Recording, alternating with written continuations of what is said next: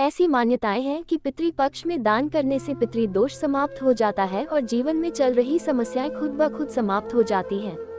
ग्रहों के राजा सूर्य जब कन्या राशि में पहुंचते हैं, तब महालय पक्ष में पितरों को बहुत तेज भूख लगती है और धर्मराज के निर्देश पर वो पृथ्वी पर अपने घर आते हैं।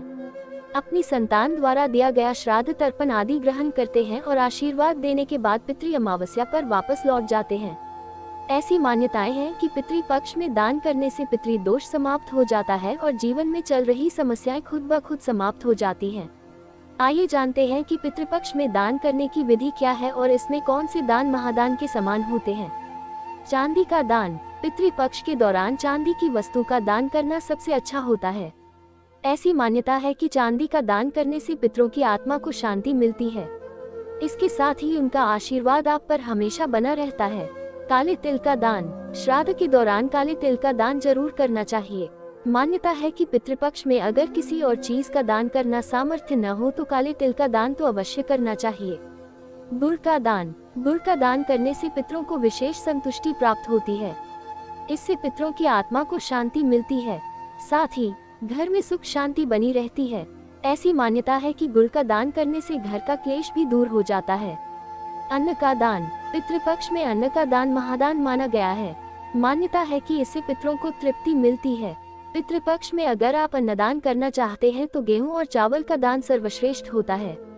नमक का दान। कहते हैं कि जिसका नमक खाओ उसके प्रति सदैव ऋणी रहो, इसलिए कहा भी जाता है कि नमक का कर्ज कभी नहीं भूलना चाहिए। नमक का दान किए बिना पितृपक्ष कभी संपन्न नहीं माना जाता है। जूते और चप्पल का दान। माना जाता है कि जूते चप्पल का दान करने से आने वाली विपत्ति से बचा जा सकता है और कुंडली के दोषों का भी निवारण हो जाता है। ऐसा करने से घर में खुशहाली आती है और सुख शांति मिलती है। गाय के घी का दान। हमारे धर्म ग्रंथों में गाय को माता स्वरूप माना गया है। गाय के पूजन से स्वतः ही समस्त बाधाओं का अंत हो जाता है।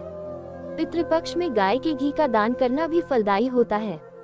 पितृपक्ष की सावधानियां। पितृपक्ष के दौरान दोनों वेला स्नान करके पितरों को याद करना चाहिए। तर्पण में कुश और काले तिल का विशेष महत्व है। पितृपक्ष में केवल एक वेला सात्विक भोजन ग्रहण करना चाहिए। इसमें प्याज, लहसुन, मांस और मदिरा से परहेज करें। हमेशा दक्षिण दिशा की ओर मुख करके पितरों को तर्पण और पिंडदान करें। कर्ज लेकर या दबाव में कभी भी श्राद्ध कर्म नहीं करना चाहिए। अगर यह वीडियो आपको अच्छी लगी हो तो लाइक करें, कमेंट करें और चैनल को सब्सक्राइब करें।